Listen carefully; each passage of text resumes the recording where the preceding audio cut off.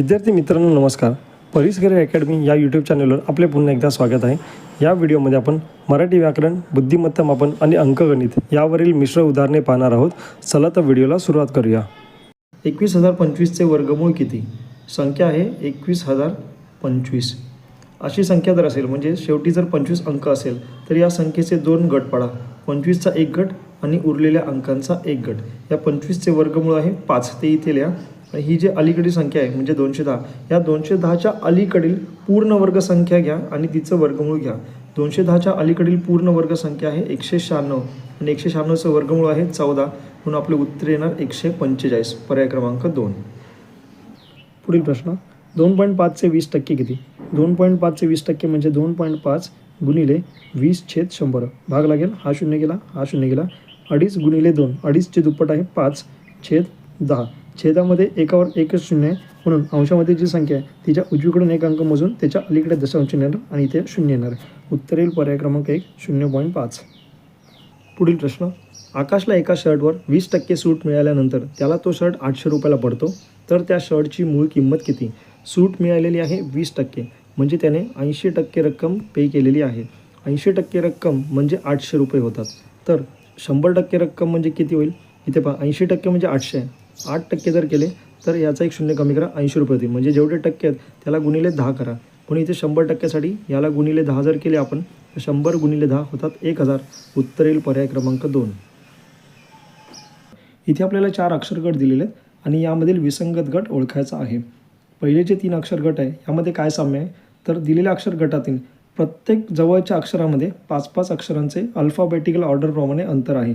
म्हणजे पहा, एन आणि टी यामध्ये अल्फाबेटिकल ऑर्डरप्रमाणे 5 अक्षरे येतात. तसेच टी आणि झेड यामध्ये अल्फाबेटिकल ऑर्डरप्रमाणे 5 अक्षरे येतात. ए आणि जी या आणि तसेच जी आणि एम यामध्ये सुद्धा 5-5 अक्षरांचे अंतर आहे. मात्र चौथा जो गट आहे यामध्ये सी नंतर जी हे चौथे अक्षर येते, म्हणजे यामध्ये 3 अक्षरांचं अंतर आहे. बाकीच्या सर्व अक्षरांमध्ये 5-5 अक्षरांचे अंतर आहे. त्यामुळे यातील विसंगत गट हाच आहे. उत्तर येईल पर्याय क्रमांक 4. पुढील प्रश्न, क्षणिक शब्दाचा विग्रह सांगा.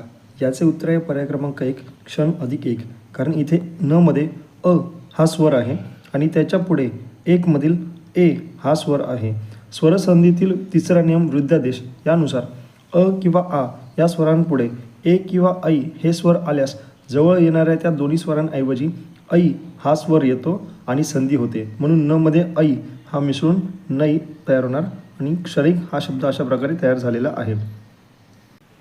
पुढील प्रश्न, इथे आपल्याला चढत्या क्रमाने संख्या दिलेल्या आहेत आणि प्रश्नचिन्हाच्या जागी येणारी संख्या ओळखायची आहे. संख्या लिहून घेऊ. 10, 15, 25, 45 आणि 85.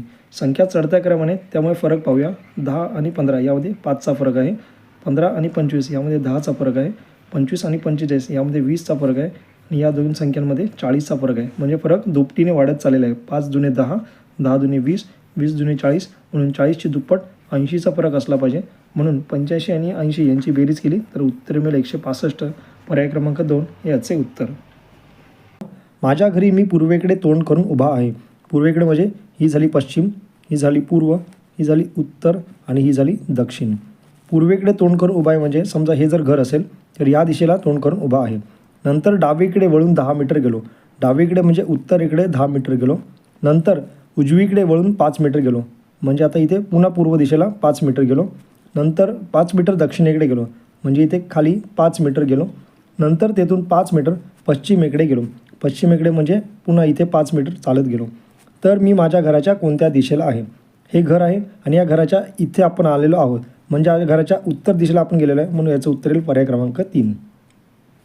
पुढील प्रश्न, गौरीचा जन्म शुक्रवार दिनांक 10 सप्टेंबर 1993 रोजी झाला असेल तर तिचा तिसरा वाढदिवस कोणत्या वारी आला असेल? गौरीचा जन्म झालेला आहे शुक्रवारी आणि तेव्हा तारीख होती 10 सप्टेंबर 1993. तिचा तिसरा वाढदिवस कोणत्या वारी आला असेल हे आपल्याला शोधायचे आहे. 93चा जर तिचा जन्म असेल तर 1994ला पहिला वाढदिवस येईल, 1995ला दुसरा वाढदिवस येईल आणि 1996ला तिचा तिसरा वाढदिवस येईल. 10 सप्टेंबर 1993ला जर शुक्रवार हा वार असेल तर 10 सप्टेंबर 1994 या तारखेला शुक्रवारच्या पुढचा वार म्हणजे तो असेल शनिवार. कारण 365 दिवसाच्या साधारण वर्षाच्या बाबतीत एखाद्या तारखेचा वार हा पुढील वर्षी 1 दिवसाने पुढे सरकतो. 94 हे साधारण वर्ष म्हणजे 365 दिवसाचं वर्ष आहे, म्हणून त्या दिवसाची तारीख ही 1 दिवसाने पुढे सरकलेली आहे. त्याचप्रमाणे 95 हे साधारण वर्ष आहे, म्हणून 10 सप्टेंबर या तारखेला म्हणजे 1995 10 सप्टेंबरला शनिवारच्या पुढचा वार येईल, तो येईल रविवार. आता 1996 हे मात्र लीप वर्ष आहे, म्हणजे 366 दिवसाचं हे वर्ष आहे. या लीप वर्षामध्ये 1 दिवस एक्स्ट्रा असतो, म्हणून त्या तारखेचा वार अजून 1 दिवसांनी पुढे म्हणजे 2 दिवसांनी पुढे सरकेल. म्हणजे रविवारच्या पुढचे 2 दिवस म्हणजे सोमवार आणि मंगळवार हा वार येईल 10 सप्टेंबर 1996 रोजी, म्हणून उत्तर येईल पर्याय क्रमांक 2. पुढील प्रश्न. इथे आपल्याला प्रश्नचिन्हाच्या जागी येणारी संख्या शोधायची आहे.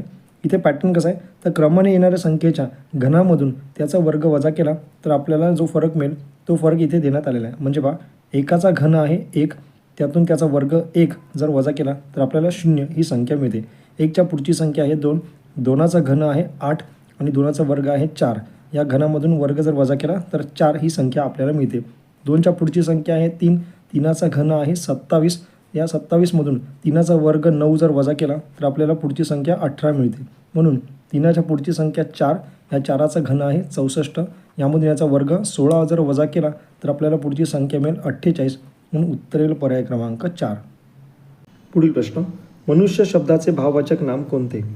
ज्या नामाने प्राणी किंवा वस्तू यांच्यामध्ये असलेल्या गुण, धर्म किंवा भाव यांचा बोध होतो त्या नामास भाववाचक नाम किंवा धर्मवाचक नाम असे म्हणतात. सामान्य नाम व विशेषणे यांना गिरी, ई, की, ता, त्व, पण, पणा, य, वा यासारखे प्रत्यय लागून भाववाचक नामे तयार होतात. मनुष्य या शब्दाला त्व हा प्रत्यय लागून मनुष्यत्व हे भाववाचक नाम तयार झालेले आहे, म्हणून उत्तर येईल पर्याय क्रमांक 3. त्यानंतर पुढील प्रश्न. सौंदर्य हे कोणते नाम आहे? सुंदर या विशेषणाला य हा प्रत्यय लागून सौंदर्य हे भाववाचक नाम तयार झालेले आहे, म्हणून उत्तर येईल पर्याय क्रमांक 4. पुढील प्रश्न. सन 2000 साली शिक्षक दिन मंगळवारी होता, तर सन 2001 साली प्रजासत्ताक दिन कोणत्या दिवशी येईल? शिक्षक दिन म्हणजे 5 सप्टेंबर होय आणि प्रजासत्ताक दिन म्हणजे 26 जानेवारी होय. लोकमान्य टिळक पुण्यतिथी, स्वातंत्र्य दिन, शिक्षक दिन आणि चाचा नेहरू जयंती हे सर्व दिनविशेष एकाच वाराला येतात. म्हणजे 2000 साली शिक्षक दिन जर मंगळवारी असेल तर चाचा नेहरू जयंतीला म्हणजे 14 नोव्हेंबरला सुद्धा मंगळवार हाच वार असणार आहे. आता आपल्याला 14 नोव्हेंबर ते 26 जानेवारीपर्यंतचे दिवस मोजायचे आहेत. 14 नोव्हेंबर म्हणजे नोव्हेंबर महिना तिशीचा असल्यामुळे पुढे उरले 16 दिवस. त्यानंतर डिसेंबर महिन्यामध्ये एकूण दिवस असतात 31. त्यानंतर जानेवारीला आपल्या 26 तारखे शोधायचे, म्हणून जानेवारीमधले 26 दिवस. सर्व दिवस आपण मोजूया. 16 अधिक 31 अधिक 26 जर केले तर आपल्याला उत्तर मिळेल 73. आठवड्याच्या फरकाने म्हणजे 7 दिवसाच्या फरकाने पुन्हा तोच वार येतो, म्हणून या 73ला आपण 7ने भागणार. तसं जर आपण केले तर आपल्याला उत्तर मिळेल 10 आठवडे आणि त्याच्यानंतर 3 दिवस वरती बाकी राहतात. 10 आठवड्यांनी पुन्हा मंगळवार हाच वार येणार आहे, म्हणून पुढचे 3 दिवस म्हणजे मंगळवार नंतरचे 3 दिवस आपण विचारात घेऊ. बुधवार, गुरुवार आणि शुक्रवार. उत्तर येईल पर्याय क्रमांक 3. प्रश्न. शुद्ध शब्द कोणता? याचे उत्तर आहे पर्याय क्रमांक 1 पारितोषिक. यामध्ये र आणि श ला दोघांनाही पहिली वेलांटी आहे. व्हिडिओ आवडल्यास लाईक व शेअर करा. तसेच चॅनेलला सबस्क्राईब करून बेल आयकॉनवर क्लिक करा, म्हणजे येणारा पुढील कोणताच व्हिडिओ तुम्ही मिस करणार नाही. धन्यवाद.